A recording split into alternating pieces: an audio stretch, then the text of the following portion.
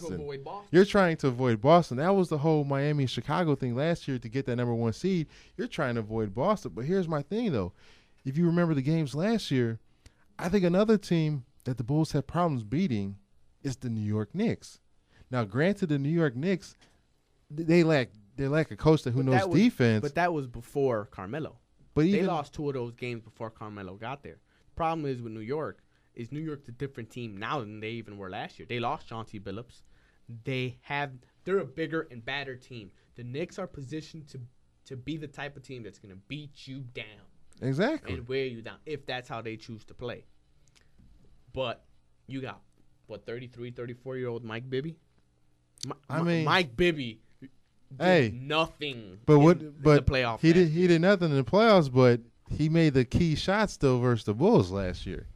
No, LeBron hit those fadeaway threes in Chicago. We're not talking about fadeaway three. Bibby still made a couple jump shots that they needed out of Bibby. Now here's New York's thing. But you're asking for 35 minutes of Bibby. You're not asking for 15 to 20 minutes.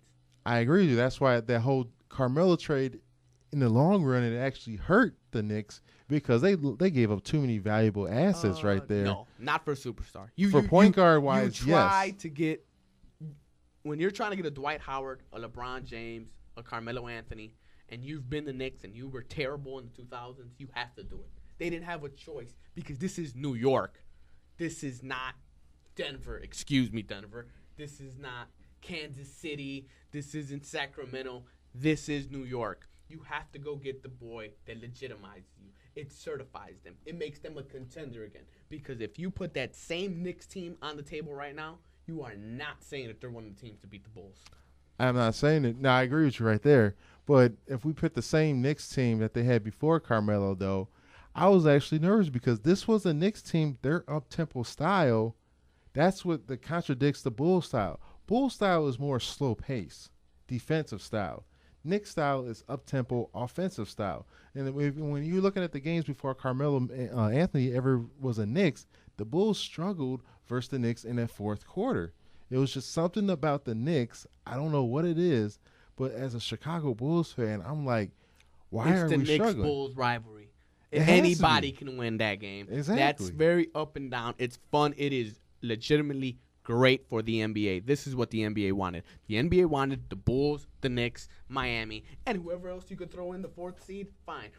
They're hoping Boston it is again because you have the perfect semifinals in the East. In the West, now you're going to have the Lakers and the Clippers. You hope Dallas is still there, and Oklahoma City. Yeah, what do you think? Let's since you switch it up to the West, what do you think about that Chris Paul trade to the Clippers now? What do you like? What's your honest opinion about the Clippers now? Are they there or no? We will find out how good Chris Paul is now. We will see if Chris Paul is Isaiah Thomas or if he's just Rod Strickland, someone who gets great stats. We're going to see how good he really is because he has a legitimate team.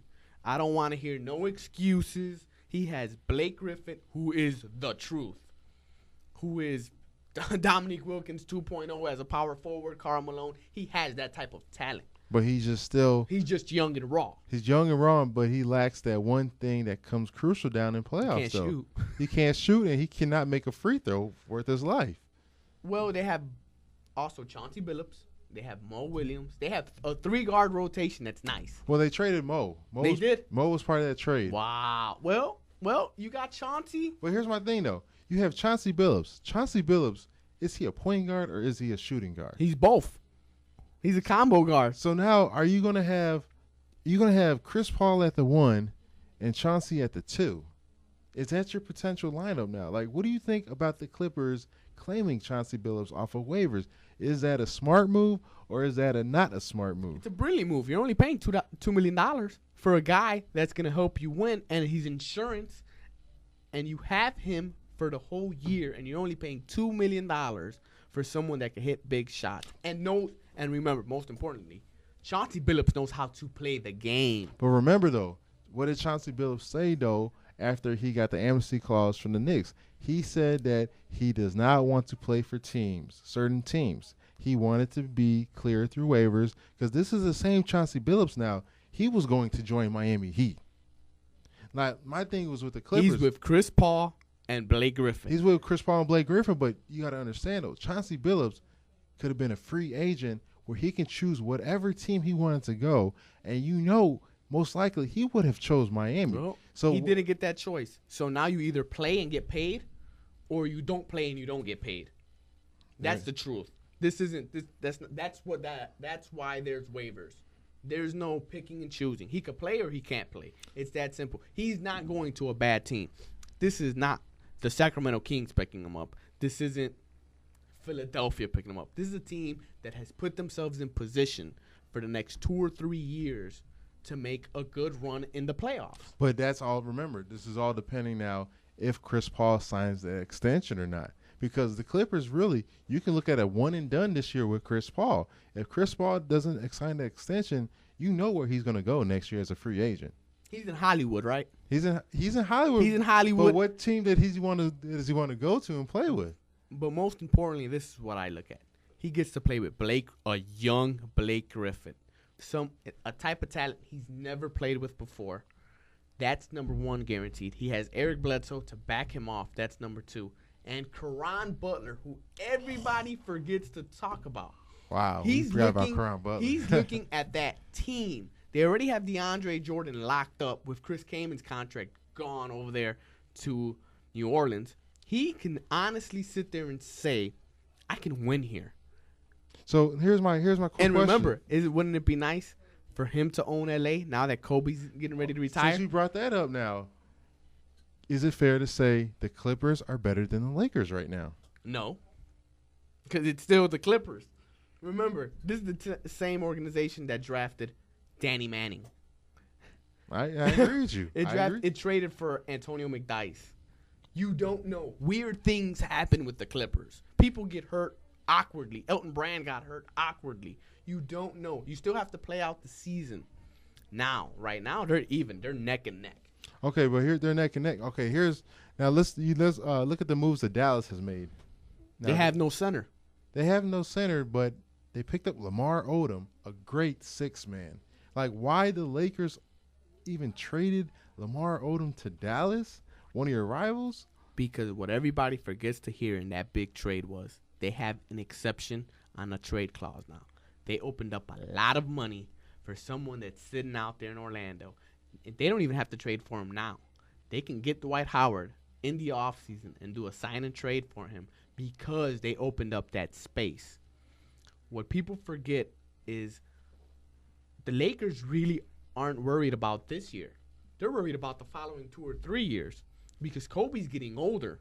You don't know what Andrew Bynum is. Paul Gasol is going to be 33. Derek Fisher is about 83. You got Meta World Peace, a.k.a. Ron Artest. You don't know if he's going to want to play tomorrow or not. So they have to position themselves where structurally, money-wise, they can be able to go get free agents, go build around Kobe. Because remember, this is the same Kobe Bryant that requested a trade to the Bulls about 4 or 5 years ago. And this is the same Kobe Bryant who kind of we can't say that word, we say peed off that the Lakers even traded Odom because he specifically said he can't believe Mitch Kupchak traded Lamar Odom to that team. He said that team. So he doesn't even want to say Dallas Mavericks. He refers to them as that team. And this is the same Lakers team. I'm sorry, I just got to keep bringing it up. How you get swept by Dallas in a playoff series is beyond me. When you clearly manhandle Dallas in the regular season, but come postseason time, it's like Lamar Odom, he checked out. Paul Gasol, he checked out. It's like what you said. Derek Fisher is 83 years old. Like when I look at the Lakers right now, even when they were trying to pursue Chris Paul, Lakers have no bench right now. Yeah, you're right, but they have Kobe, and Kobe makes you competitive. And the thing is, I hear everything you're saying, and it's absolutely right. He got upset. Lamar Odom's been in the league for as long as Elton Brand's been in the league. You don't know how much Lamar Odom has left in his legs. And let's remember the most important thing about Lamar Odom. He never reached his potential. Lamar Odom never became that dominant player that he was supposed to be. So if you can get something for him and not have that big contract that's going to they won't be able to get anybody. Who will they be able to get at the end of this year if they would have kept this team together? If they would have kept this team together, How far do they make it if they keep Lamar Odom? honestly, I think if the Lakers would have kept Lamar Odom, you're talking about a team because it's like what you said earlier. The Lakers, they're done with the playoffs. They didn't play in the finals. They didn't play 100 games this year. They didn't have they didn't have a short offseason. I think getting swept by Dallas, like what you said, that might have actually been a blessing for the Lakers last year because it allowed Kobe to have time to heal up, allow Paul Gasol and the rest of the Lakers to get their legs underneath their, they had to get wheels underneath their legs. They really had to. But my thing with the Lakers is, though, still, you have no point guard. Like, who is the point guard for the Lakers? That's true. They have a lot of things they have to deal with and hammer out. The Lakers will find somebody. It's the Lakers. The Lakers, they always say the Lakers are dead, and they always get somebody. Maybe it won't be this year. Maybe it won't be next year. But they need to start opening up cap room. They need to. And this is more of a cap dump than anything else. Because you can open up that cap room, and then you can amnesty Paul Gasol at the end of this year. And if Dwight Howard doesn't get traded, or if Dwight Howard decides not to sign with anybody, who does he get free up to go to? I agree with you right there. So you don't know what's being talked about behind the scenes. Nobody knows. The Lakers are one of those organizations that the NBA will not allow to die. Maybe for 2 or 3 years they'll be down. Eventually they'll come back up. It's the Lakers. The NBA needs the Lakers more than they need the Celtics, more than they need the Bulls, it's Hollywood. That is their grand show. You get me the Lakers in the playoffs. Their highest ratings are always with the Lakers. But it's also with Boston, though, too. You can't just say the league needs Boston. But I think right now what we're seeing, though, the league also, they need the Knicks back.